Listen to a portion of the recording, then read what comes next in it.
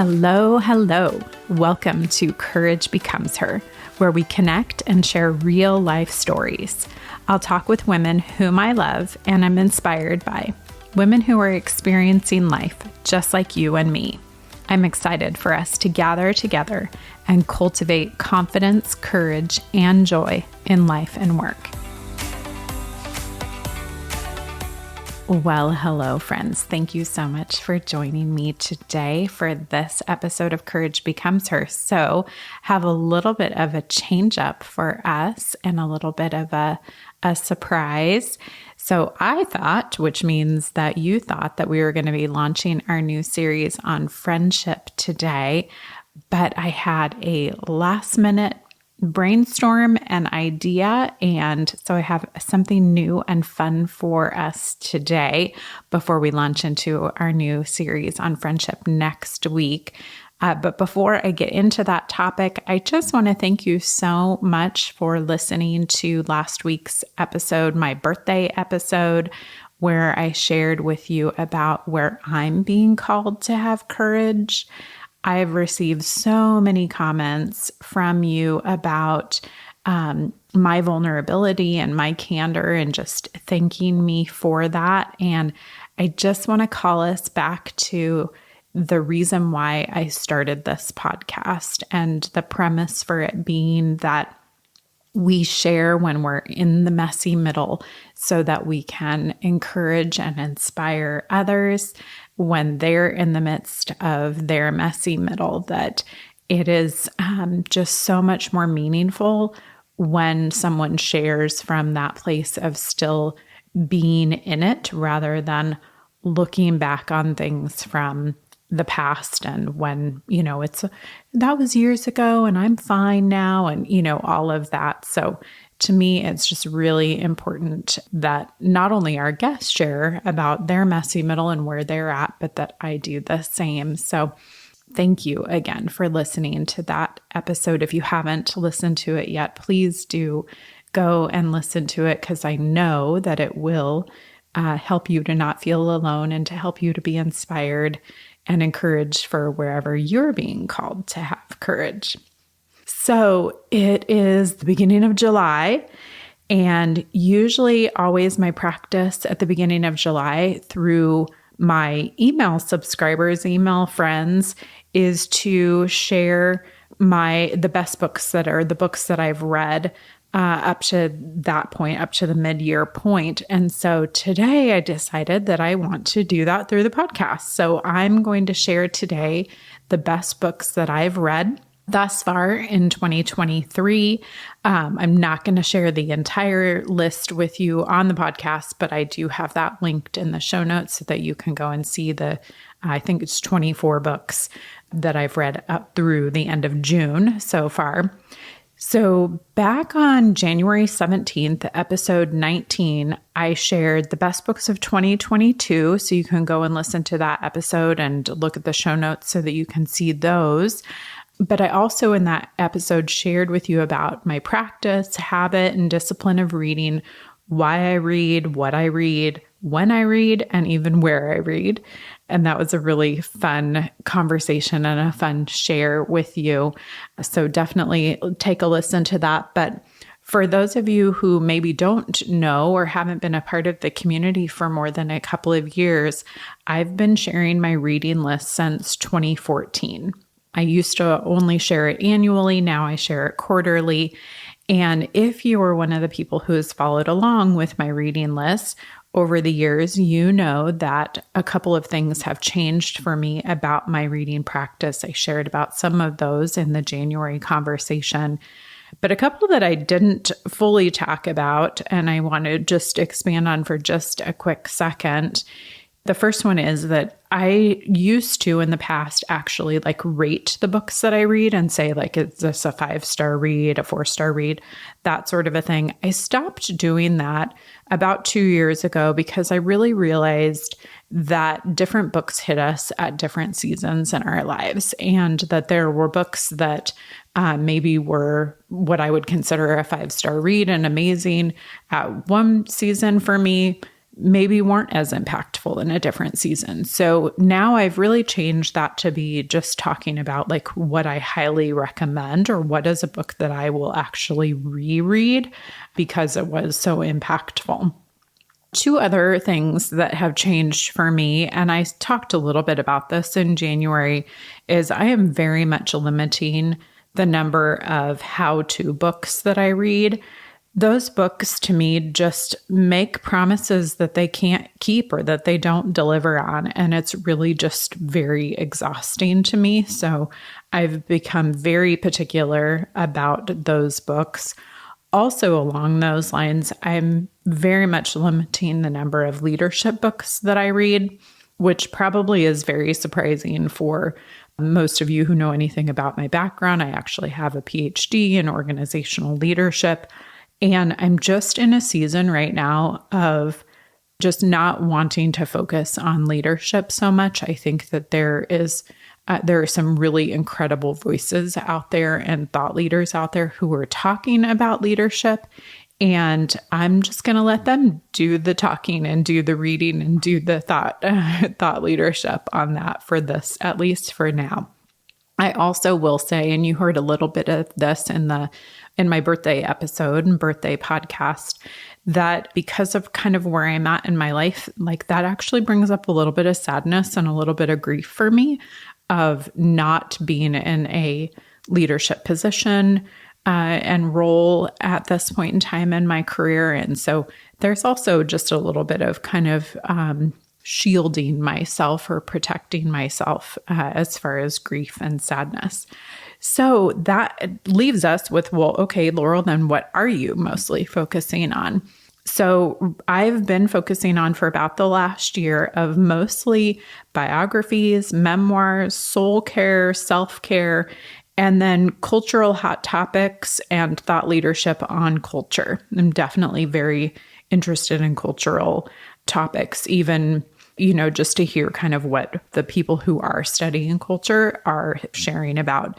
And I think I said it in the January episode as well, that I'm really, really focused on what it is that causes my heart to feel alive and to be alive. And so that's definitely how I'm choosing kind of the genres that I'm focusing on today. So something interesting and funny that has been commented on over the years to me, and I've been asked on a number of occasions, is why I don't read fiction, which for those of you who know Corey and my story, Corey, my husband, is a literary fiction author. And so I don't read fiction other than his, which, I'm kind of his built-in editor. So a little bit of a funny thing there, but I just have not ever hugely been drawn to fiction. But more than that, the bigger reason for me is that there are just so many incredible books, so many true stories out there that I would rather spend my reading time focusing on the true stories. And as we all know, truth really is stranger than fiction. So I just enjoy, focusing on the stories that show what actual real life is. So I know that many of you read fiction to escape reality. And so I've been asked, okay, well, Laurel, what do you do then to kind of escape reality if you're not reading fiction or that sort of thing? So for me, I just keep a variety and a quantity of books that I'm always kind of in the middle of. So right now I actually have 11 books that I'm somewhere in the process of reading. So 8 of them that are new to me and 3 of them that are rereads or books that I've read before that, that I'm reading again. So thanks for asking, for those of you who asked the question about fiction, because I know that's something that a lot of people love and enjoy. And reading novels, I know that, some of the big book clubs out there, like Reese's book club and Jenna's book club, are focused mostly on novels. And I just would rather read things that are true and true stories, because there are so many good ones out there. So how do I choose what I read? That's been another question that has been asked. So I really try not to pay attention to ratings and reviews and maybe what's the best sellers. Because again, I think, like I said about me not doing my own ratings anymore, like we're all at such different seasons and unique seasons in life, and we're such different people. And so I don't really pay attention to that. But what I do pay attention to are the authors whom I read and have read before, both what are they writing as well as what are they reading. So reading the ones that I've read before and hearing who their recommendations are. And then I also most certainly am focused on word of mouth. Like, as you know from listening to Courage Becomes Her, that's one of our standard questions that we ask all of our guests is, what is a book that has transformed their life? So I'm taking those as recommendations. So word of mouth and just listening to, what other people are reading and what has been impactful for them.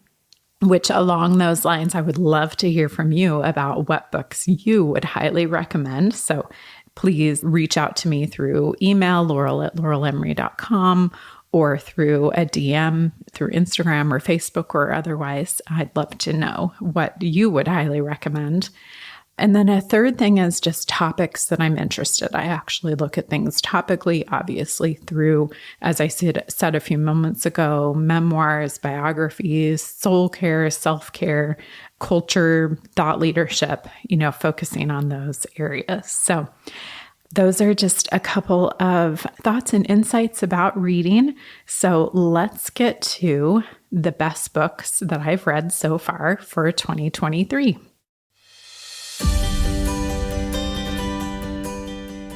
Okay, so there are 7 books that I have read thus far for 2023 that I highly recommend, and all of which that I will personally reread. So there are 3 memoirs, and then 4 that I would say fit in the soul care / self-care category. So I want to share with you first about the memoirs. So first one, and you've heard this talked about on Courage Becomes Her, because I think 5 different guests have said that it is the most transformational, life-transforming book that they have read. So The Hiding Place by Corrie ten Boom. So if you don't know anything about Corrie's story, you need to take a look at that book and read about her. So she and her family hid Jewish families in the Netherlands during World War II. So this book just really kind of goes through their story, and subsequently she and her sister were put into a concentration camp, and just an absolutely incredibly humbling story. I'm just absolutely blown away by her bravery, her family's bravery, their fortitude, their humility, their compassion in the face of evil and in the face of danger. So that's the first one, The Hiding Place by Corrie ten Boom. Then the second one, which I know you might have some mixed feelings about this one or this author. There's been, definitely some pushback about her, but it's All My Knotted Up Life by Beth Moore. And I have to tell you that Beth Moore and her writing have impacted me personally in such a rich and wonderful way. And she has impacted the lives of millions of women, particularly over the last 30 years. And I am this is a memoir, regardless of what you think about her from a theological perspective or her philosophies, this definitely is a must read for every Western world woman. It's just something that will help all of us to grow in beautiful ways. So it's her memoir of her telling her life story, a lot about her childhood and what impacted her to where she is today and to what made her into the woman that she is today. So most certainly a must-read memoir, All My Knotted Up Life by Beth Moore. And then the third one, which honestly was a real surprise for me, is Gift from the Sea by Anne Morrow Lindbergh.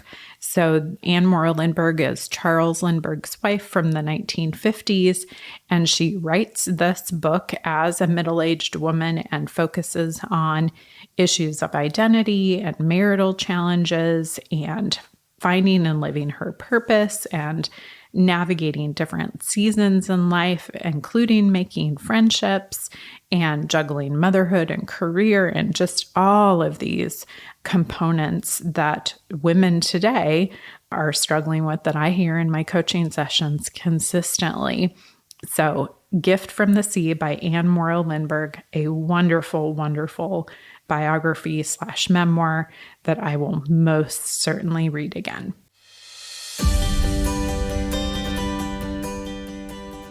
Okay, so the 4 that are soul care / self-care. So the first one is Free of Me by Sharon Hoda Miller. So I actually read another book of hers, Cost of Control, in 2022, which was phenomenal. And I reread Free of Me earlier this year when I'd also read it a year or two ago. And just a phenomenal book about helping us to move past that place of feeling like we have to prove ourselves and that we have to guard our reputation and focus on ourselves and, just what it is that is happening for us in our lives. It is a relieving and freeing book of helping us to really let go of self-focus.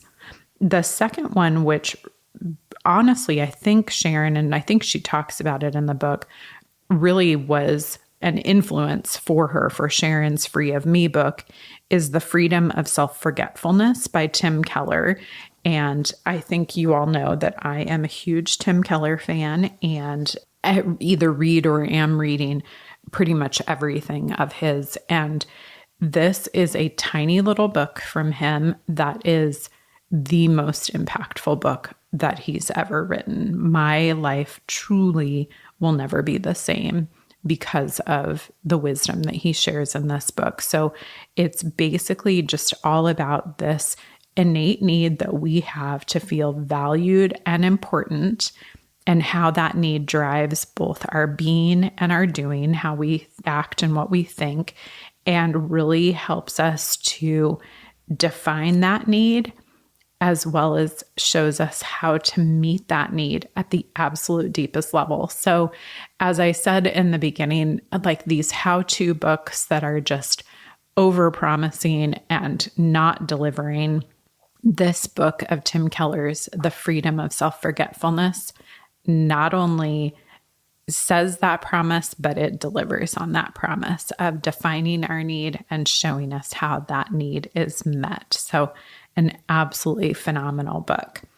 The next one is What Your Mind Needs for Anxious Moments by Holley Gerth. So I have not read a whole lot of Holley's books, but what I can tell you is that this book and its focus on anxiety is such a critical conversation. And over the last couple of years, I've read just about a dozen books on worry, anxiety, depression, something in that genre, something in that range.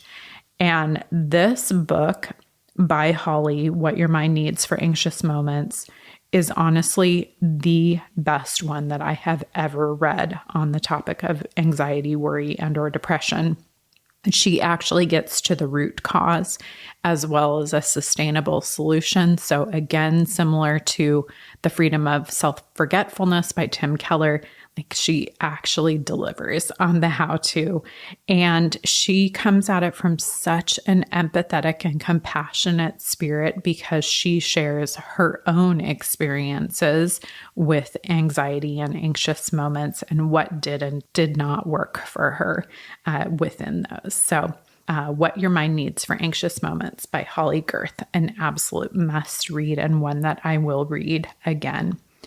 All right, the last one, which is surprisingly new to me, although it's been out for a couple of years and has had high reviews and tons of ratings, which again, because I don't pay attention to that, just hadn't crossed my radar. But since I read it, so many of you have commented about it. The Boy, the Mole, the Fox, and the Horse by Charlie Mackesy. So I am so grateful that this book was introduced to me. It was actually my mom and her best friend who were commenting about it and opened my eyes to it. And reading it, it just brought up for me so much about how many times this year that I have heard clients minimizing their pain, shaming themselves for their grief, or belittling themselves for not being stronger. And this sweet, sweet story just helps us to see that we need to be more kind, more loving, more gracious, not only to others, but to ourselves. So just such a sweet and tender, beautiful book.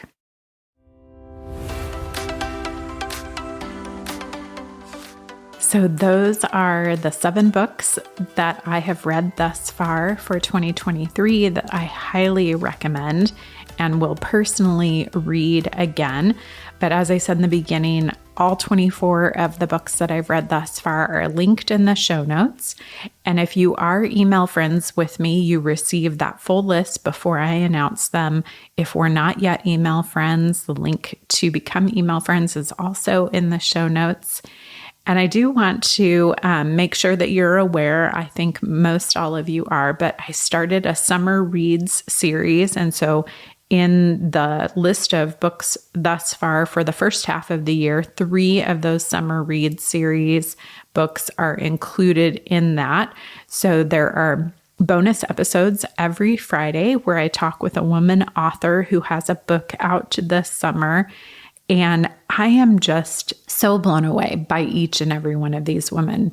Book writing is courageous and it takes work, and it is truly just pouring yourself out in such vulnerable ways. And so I did this series, one, because I want to be able to expand my own thinking and to be able to, see what is out there from a thought leader standpoint, but also just to support these women and to love on them and as they're being courageous and bringing their book and their thoughts into the world. So please make sure that if you haven't listened to those episodes, there should be 4 or 5 of them out now by the time that this conversation goes out. And there are 3 of them that are linked in the show notes for up through the midpoint of the year, part of the book's reading list for this year so far. So I have a question for you. Would you be interested in doing a book club with me? It's a thought that I have had and have had suggested from a few people in the Courage Becomes Her community. So I am going to put a poll in my Instagram stories and would love for you to go on there and let me know if you would be interested in being in a book club with me. So thank you so much for being a part of the Courage Becomes Her community. Thank you for listening. Thank you for sharing. If you do have a reader in your life, please share today's episode with her so that she can have some highly recommends on her list. And as I said a few minutes ago, I'd love to hear from you about what book you would highly recommend that I read and add to my list. So thank you again so much. And thanks for just having this fun variety over the last 4 weeks for our regular episodes. And we will for sure start our friendship series next week. So I look forward to being back with you then. What an honor to help you to cultivate confidence, courage, and joy in your life and work. Thank you so much for inviting me to journey with you. I look forward to being back with you next week, where we'll hear another story from a woman whom I love and am inspired by and look forward to learning from.